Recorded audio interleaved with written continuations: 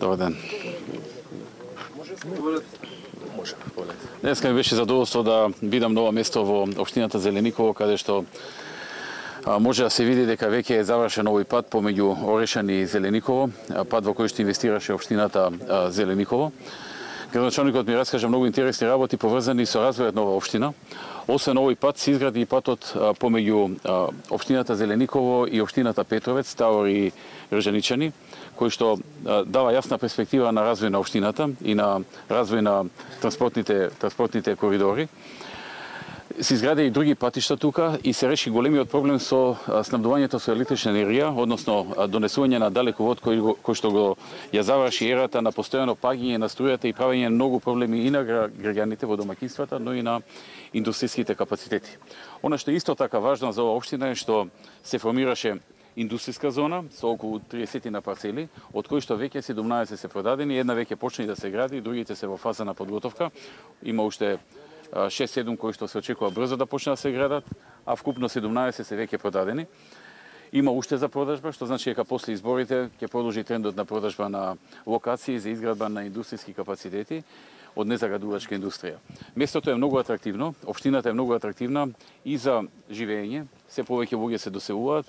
Има многу исто така и викендици, но се повеќе има и индустријски капацитети од незагадувачка индустрија, што значи со градењето на овие транспортни коридори, на овие патишта, улици и така натаму, се јавува уште по голема перспектива за општината.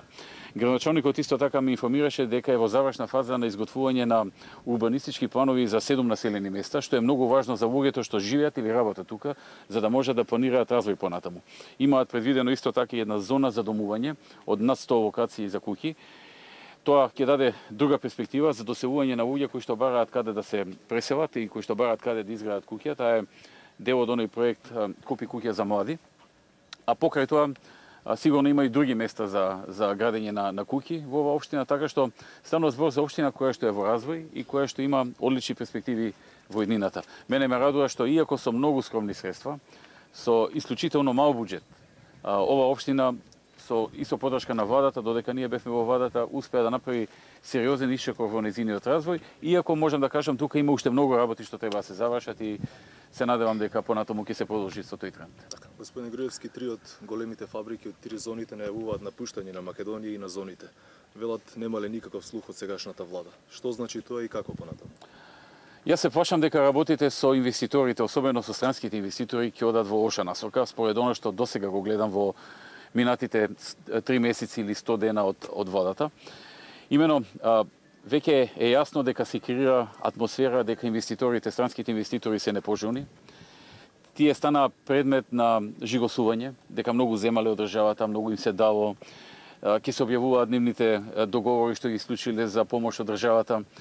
Ќе се стават во една непријатна ситуација да или не го продолжат своето ширење тука и нови капацитети, може би некои од нив и да заминат, а што е најлошо и ќе се одвратат многу кои што се во план да доаѓаат.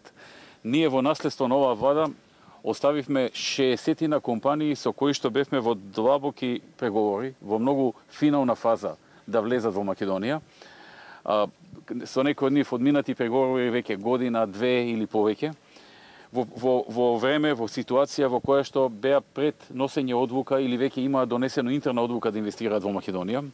Но со оваа лоша клима во овие 3,5 месеци, односно 3 месеци и неколку денови, се плашам дека најголем дел од овие компании ќе ги загубиме и нема да дојдат да отворат нови работни места, а доколку би се реализирале сите тие 60-тина, би отвориле 25.000 нови работни места.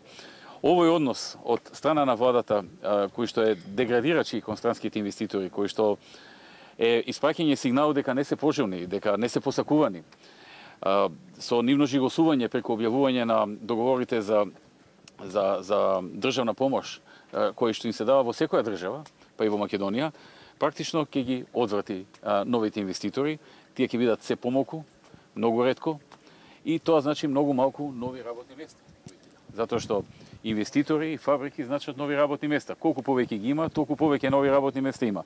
Колку помалку ги има, толку помалку нови работни места во државата.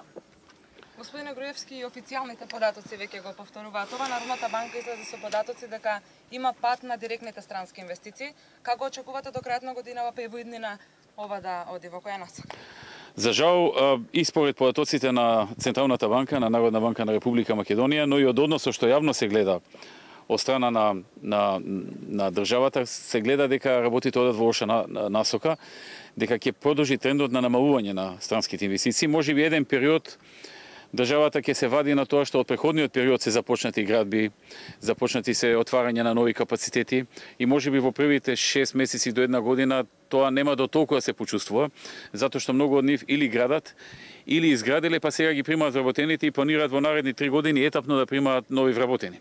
Меѓутоа, како времето ќе одминува, со оваа политика што ја води владата, ќе се гледа дека се помалку има нови, кои што сега тие ќе ги донесат странски инвеститори, и тоа ќе значи намалување на трендот на намалување на невработеноста, кој што ние силно го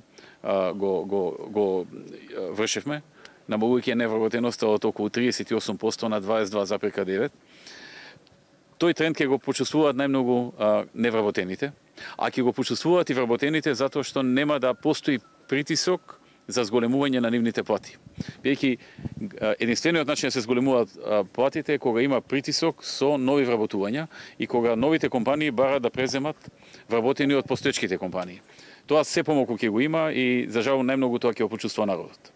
Господине Груевски, вчера власта гласаше да почне постапката за 3 закони кои што ги предложи вашата партија, меѓутоа денеска видовме дека законот за учени не поминува. Што мислите за законот за плати, она 5% покачување кој што вие редовно го правите? Стана некаква навика, очекување? Да, ние предложивме во парламентот, партиничката група на ВМРО-ДПМН предложи закон со кој што од 1 јануари, значи не од сега, туку од 1 јануари со новиот буџет кој што ќе го изгласа владата и мнозинството, да дојде до зголемување на платите во 2018 година од 5% за државната и јавната администрација и уште едно зголемување во 2020 година исто така од 5%. Значи две зголемувања, едно во 18 и едно во 20 во 2020 година на 2 пати по 5%. Тоа е на некој начин продолжување на трендот кој што ние преходно го започнавме и го планиравме во наредниот период, доколку ние формиравме владата. И на тој начин ќе се одржи трендот на зголемување на платите. Ние во минатиот период и покрај тоа што бевме во исклучително тешки услови на две огромни економски кризи во светот и Европа, услови на крупна политичка криза во земјата, успеавме да ги зголемиме платите во администрацијата за 27%. Прифаќањето на овој закон ќе значи продолжување на трендот и ќе значи следната година од 1 јануари зголемување на платите во администрацијата, зголемување на платите на полицајците, на војската, на здравството, на социјалните работници, на наставниците, на професорите во средните училишта, основните училишта, на факултетите и на сите оние кои што се дел од државната и од јавната администрација. Ви благодарам.